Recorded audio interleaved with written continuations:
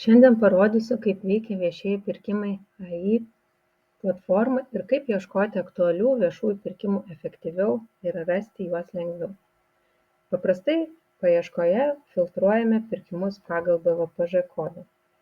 Atkreipkite dėmesį, kad viešieji pirkimai AI pirkimus randa ne tik pagal BVPŽ kodą konkretų, bet ir bendresnį. Šį kartą renkuosi medicinos įrangos 331 kodą. Paieška randa visus pirkimus, kurių BVPŽ kodai prasideda skaičiais 331, nuo medicininių baldų, mėgintuvėlių iki chirurginių instrumentų. Kitas būdas, kaip galima ieškoti viešųjų pirkimų, yra raktažodžiai. Viešieji pirkimai AI randa minimą žodį ne tik pavadinime, bet ir bet kuriame pirkimo dokumento tekste. Pavyzdžiui, ieškau defibriliatorių pirkimų, vedu raktažodį. Spaudžiu ieškoti. Paieška randa visus pirkimus su žodžiu defibriliatorius, todėl daug lengviau rasti būtent šios medicinos įrangos pirkimus, nes pirkimų pavadinimai dažnai būna bendri, ne tokie konkretūs, ypač jei perkama įvairi medicinos įranga ar pirkimas skaidomas į dalis. Pasirenku pirkimą.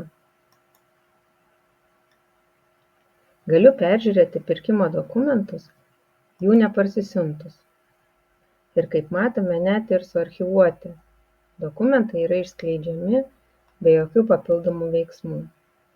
Ir tik tai tada, jeigu matau, kad pirkimas tinkamas, reikalingą dokumentą galiu parsisiųsti.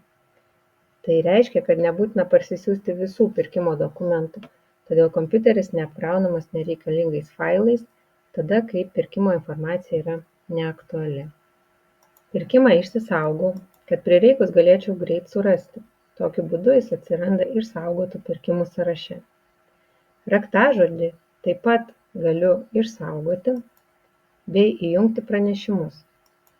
Nuo rytojaus į savo elektroninio pašto dėžutę gausiu informaciją apie naujus paskelbtus pirkimus, kuriuose buvo minimas žodis defibriliatorius.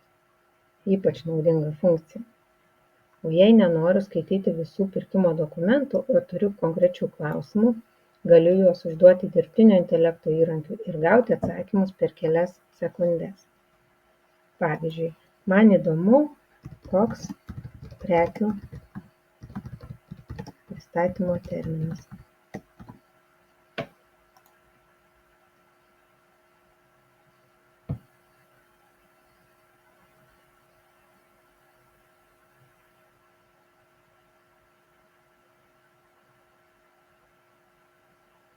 Ir gaunu atsakymą, kad pristatymo terminas yra ne vėlesnis kaip 90 dienų nuo užsakymo pateikimo dienos. Taip pat man įdomu, kur pristatyti prekes.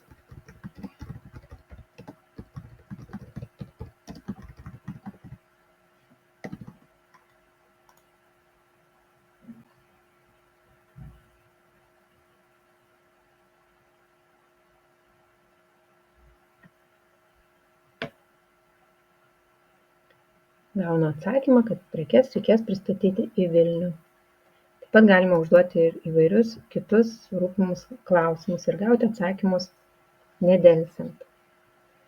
Jeigu į dalyvavimą viešuosiuose pirkimuose žiūrite rimtai, svarbu nepraleisti nei vieno aktualaus jūsų verslui tinkančio viešojo pirkimo, nes praleistos galimybės atitinka kitiems.